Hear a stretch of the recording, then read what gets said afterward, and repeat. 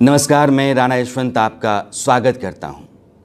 पुलवामा हमले की जिम्मेदारी लेने वाले आतंकवादी संगठन जैश ए मोहम्मद के सरगना मसूद अजहर का एक ऑडियो मैसेज आया हुआ है। कहने के लिए ये तो ऑडियो मैसेज है, लेकिन इसमें जो आवाज़ है वो जैश ए मोहम्मद के प्रवक्ता सैफुल्लाह की है। सैफुल्लाह मसूद अजहर का संदेश पढ़ रहा है। करीब 11 मिनट 40 सेकंड के आसपास का यह मैसेज है और इसमें 3-4 मोटी बातें मसूद अजहर के हवाले से सैफुल्लाह कह रहा है। पहली बात ये कि दुनिया भर में मेरे मरने की खबर पढ़ी सुनी जा रही है, लेकिन मैं ज़िंदा हूँ। दूसरी बात ये है कि जब तक यह ऑडियो संदेश आप तक पहुँचेगा, संभव है मैं ज़िंदा ना भी रहूँ। और तीसरी बात ये कि पाकिस्तान के हुक्मरान खुदा से खौफ खाओ। और चौथी बात यह है कि मदरसा, मस्जिद और मुजाहिदीन पर जुल्म बंद करो। अब इन चारों बातों को बारी बारी से समझने की ज़रूरत है। ये ऑडियो संदेश जिसमें वो कहता है कि मैं ज़िंदा हूँ, अगर ज़िंदा है और अपने मरने की खबर को मसूद अजहर गलत साबित करना चाहता था तो उसको खुद ही यह संदेश देना चाहिए था, उसको खुद ही बोलना चाहिए था। उसने नहीं बोला। दूसरा ये है कि मुमकिन है यह संदेश जब तक आप तक पहुँचे मैं ज़िंदा ना भी रहूँ। इस बात से साफ होता है कि मसूद अजहर उस हालत में है जिस हालत में उसको अपनी मौत करीब या सामने दिख रही है। अब ऐसी स्थिति के दो कारण हो सकते हैं। पहला ये है कि वायुसेना का जो हमला था, भारतीय वायुसेना का हमला बालाकोट पर, जिसमें कहा यह गया है कि आतंकवादियों के एक बड़े ठिकाने को वायुसेना ने ध्वस्त कर दिया है। संभव है उस हमले में मसूद अजहर मारा गया हो। इस बात की अटकलें और ख़बरें पिछले दिनों में रही हैं। और दूसरी बात यह है कि वो बहुत बीमार हो, लाइलाज बीमारी का शिकार हो और अब मरने वाला हो। यह इसलिए भी कि पिछले दिनों जब CNN को इंटरव्यू शाह महमूद कसूरी, जो पाकिस्तान के विदेश मंत्री हैं, वो दे रहे थे, तो उन्होंने कहा था कि हाँ, मसूद अजहर पाकिस्तान में तो है लेकिन बहुत बीमार है और ऐसी हालत में है कि वो अपने घर से बाहर भी नहीं जा सकता। यानी कि मसूद अजहर अपनी ज़िंदगी के कुछ दिन गिन रहा है। या तो वो बहुत जल्दी मरने वाला है या फिर मर चुका है। यह दोनों बातें हो सकती हैं, लेकिन यह दोनों बातें हिंदुस्तान के लिए बेहतर हैं। पाकिस्तान की मौजूदा जो हुकूमत है उसके लिए भी एक राहत है। जैश ए मोहम्मद, जिसने हिंदुस्तान में कई आतंकवादी हमले करवाए किए, जो संसद पर हमला हुआ उसमें लश्कर और जैश दोनों शामिल थे। उरी का हमला, पुलवामा का हमला, पठानकोट का हमला, इन तमाम हमलों में जैश ए मोहम्मद शामिल रहा है।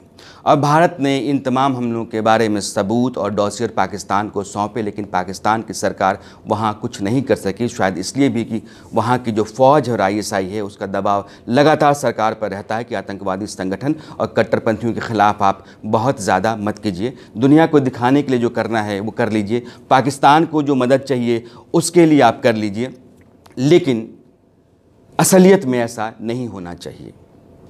और यह बात एक बार फिर सामने आ रही है। पाकिस्तान की फ़ौज के प्रवक्ता मेजर जनरल आसिफ गफूर ने कल ये कहा कि मसूद अजहर पाकिस्तान में नहीं है, जबकि 4 रोज़ पहले पाकिस्तान के विदेश मंत्री ने CNN को इंटरव्यू में कहा था कि मसूद अजहर पाकिस्तान में है। अब फ़ौज इसलिए कह रही है कि पाकिस्तान में नहीं है क्योंकि उसको मसूद अजहर को बचाना है। मसूद अजहर के भाई और उसके बेटे को हिरासत में पाकिस्तान की हुकूमत ने ले रखा है और पाकिस्तान की हुकूमत के ऊपर दुनिया का दबाव है। पाकिस्तान की फ़ौज के लिए ज़रूरी ये है कि आतंकवादी संगठन, उनके सरगना और उनके साथ चलने वाले जितने भी लोग हैं वो बचे रहें और वो पनपते रहें। पाकिस्तान की सरकार के सामने क्या दिक्कत है? दिक्कत ये है कि FATA की जो ग्रेडिंग है उसमें पाकिस्तान ग्रे एरिया में है। FATA एक ऐसी संस्था है जिसकी रेटिंग बताती है कि आप आतंकवाद के ख़िलाफ़ लड़ाई में शामिल हैं भी या नहीं हैं।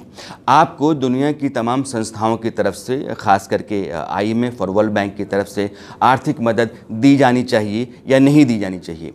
इस साल जो FATA की रिपोर्ट अगले कुछ महीनों में आनी है उसमें पाकिस्तान अगर ग्रे एरिया में रहता है तो बहुत सारी आर्थिक मदद उसकी बंद हो जाएगी, पाकिस्तान मुसीबत में आ जाएगा।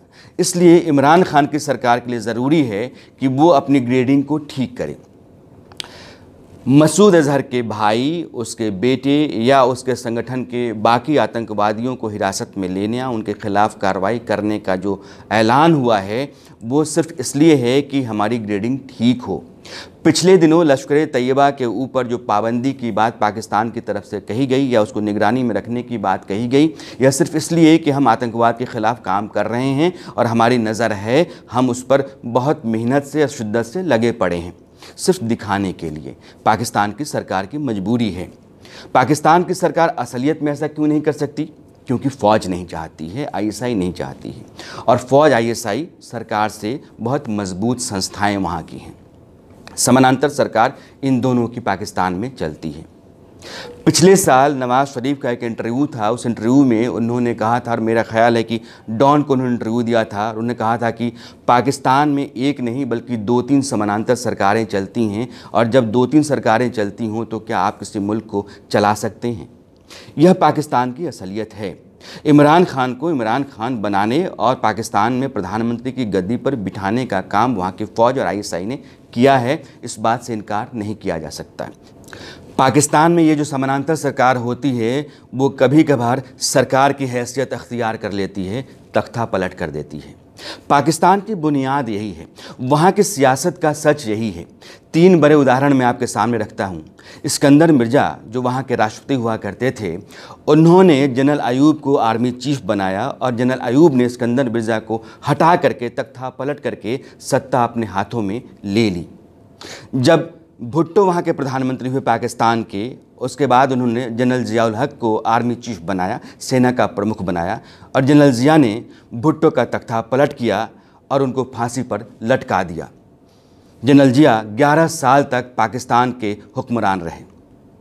नवाज़ शरीफ 1997 में जब वो चुनाव जीते, उसके बाद से उन्होंने मुशर्रफ को chief of the army staff बनाया, सेना प्रमुख बनाया, और मुशर्रफ ने 1999 में नवाज़ शरीफ का तख्ता पलट कर दिया।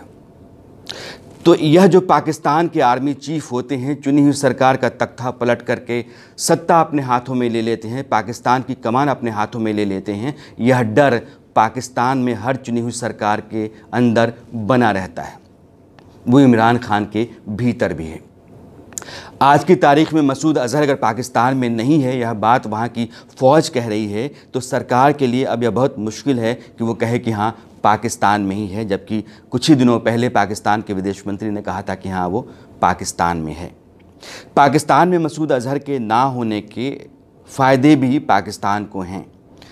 आतंकवाद के ख़िलाफ़ जो मुहिम पाकिस्तान चला रहा है, वो कहेगा कि हमने इतना दबाव बना रखा है कि मसूद अजहर को पाकिस्तान छोड़ना पड़ा। लेकिन यही पाकिस्तान चीन की मदद से मसूद अजहर को अंतर्राष्ट्रीय आतंकवादी घोषित होने से रोकता रहा है। इस डाइकोटॉमी को समझिए कि दुनिया से मदद मांगने के लिए, मदद पाने के लिए मसूद अजहर के ख़िलाफ़ कार्रवाई होते हुए दिखनी तो चाहिए, लेकिन मसूद अजहर अंतर्राष्ट्रीय आतंकवादी घोषित ना हो, इस बात का ख्याल भी पाकिस्तान को रखना है, क्योंकि वहाँ की आर्मी ऐसा चाहती है और चीन इसमें पाकिस्तान की मदद करता है। कुल मिलाकर मोटी बात यह है कि जैश ए मोहम्मद की तरफ से जो ऑडियो मैसेज है वो इस बात का इशारा करता है कि आतंकवादी सरगना मसूद अजहर की ज़िंदगी के गिने चुने दिन बाकी हैं। उसकी मौत उसको सामने दिख रही है। अगर मसूद अजहर मर जाता है तो हिंदुस्तान के लिए एक बेहतर खबर है, एक अच्छी खबर है। चलते चलते आपसे एक गुजारिश है, और वो ये है कि आप इस चैनल को सब्सक्राइब ज़रूर करें।